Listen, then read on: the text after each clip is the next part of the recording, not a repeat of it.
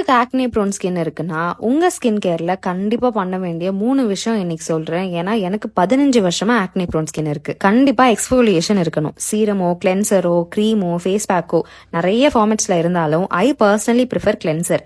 ஏன்னா wash off ப்ராடக்ட்ன்றதுனால skin barrier damage பண்ணாம அதே சமயம் கிளாகிங்கை ஃப்ரீ பண்ணி நிறைய ஆக்னே வரதை ப்ரிவென்ட் பண்ணும். செகண்ட், ஆக்னே இருக்கிற நிறைய பேருக்கு ஸ்கின் எப்பயுமே ஆயிலியா ஹெவியா இருக்கிற ஒரு ஃபீலிங் இருக்கிறதுனால அடிக்கடி மூஞ்சி கழுவிட்டே இருப்போம்.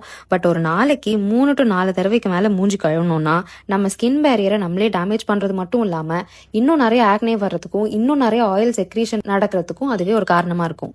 நீங்க ஒருவேளை டெர்மட்டாலஜிஸ்ட் ரெக்கமெண்ட் பண்ண ஒரு ஆக்னே ட்ரீட்மெண்ட்ல இருக்கீங்கன்னா கண்டிப்பா அலன்டாயினோ, பேந்தனாலோ, செராமைட்ஸ், பெப்டைட்ஸ் இருக்கிற மாதிரி ஒரு மாய்ஸ்சரைசர் உங்க ரொட்டீன்ல இருக்கணும். சன்ஸ்கிரீன் அவேர்னஸ் இப்ப அதிகமாவே இருக்கு. பட் நான் சொல்ல போற ஒரு சஜஷன் என்னன்னா, உங்களுக்கு ஆக்னே ப்ரோன் ஸ்கின் இருந்தா சன்ஸ்கிரீன் யூஸ் பண்றது எவ்வளவு முக்கியமோ அதே அளவுக்கு முக்கியம் அதை கரெக்டா எவ்ரிடே நைட் ஆர் ஈவினிங் நீங்க கிளீன் பண்ணிடணும். உங்க கிளென்சர் ரொம்ப மைல்டா இருக்கு, சரியா சன்ஸ்கிரீனை ரிமூவ் பண்ண மாட்டேதுன்னா தயங்காம ஒரு கிளென்சிங் பாம்ல இன்வெஸ்ட் பண்ணுங்க. எக்ஸ்ட்ரா ஒரு 200-300 ஆகலாம். பட் ஆக்னே ப்ரோன் ஸ்கின்னுக்கு கிளென்சிங் பாம் ஒரு நல்ல இன்வெஸ்ட்மெண்ட். உங்களுக்கு ரியலிஸ்டிக்கான ஆக்னே ப்ரோன் ஸ்கின் கேர் பார்க்கணும்னு ஆசையா இருந்தா நம்ம பேஜை ஃபாலோ பண்ணிக்கோங்க. நான் இது சம்பந்தமா நிறைய கான்டென்ட் போட போறேன்.